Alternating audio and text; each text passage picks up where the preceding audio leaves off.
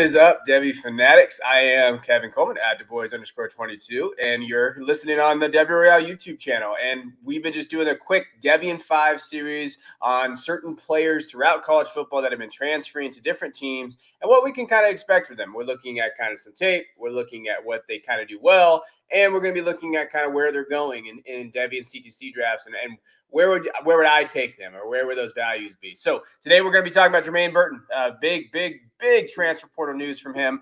He decided to transfer to Alabama from Georgia. Just won a national title. There's been a little bit of controversy about this, and let's just keep this frank and let's just kind of talk about why he did this. And so you'll see what he did this year. 6 foot, 200, big kid.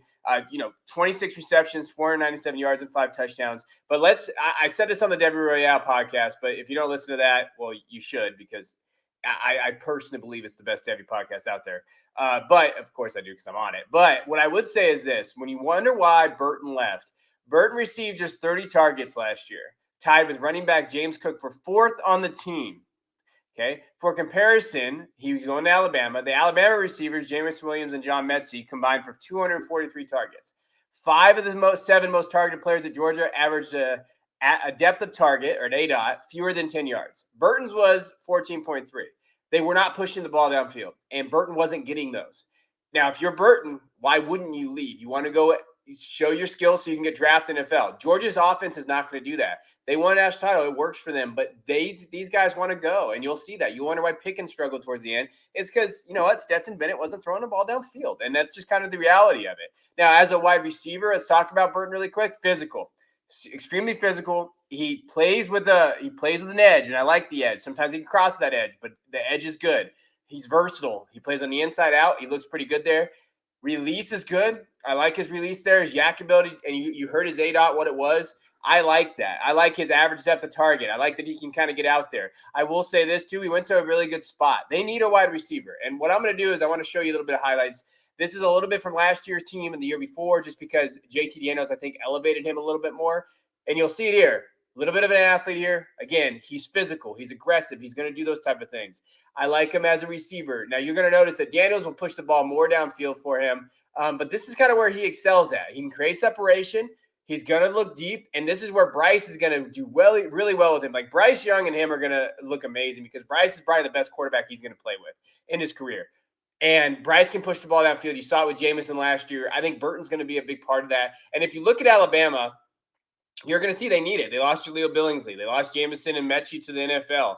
And really, Ja'Cory Brooks was there. Trayshawn Holden is there. JoJo Earl is there. IG Hall is there. Like, they have young prospects.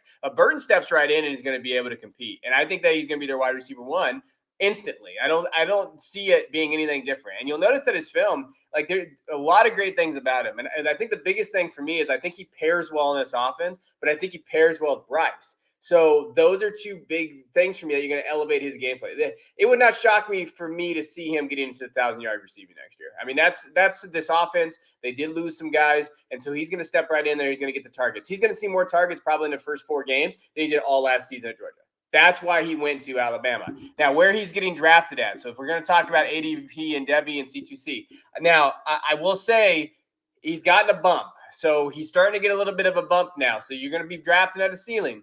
And I think in C2C formats, I know there's some people that love him. I like Burton. I'm not on that big love category. I think he's a very fine wide receiver, but he's going to get that bump now. I saw him go in the 3rd round recently in a draft.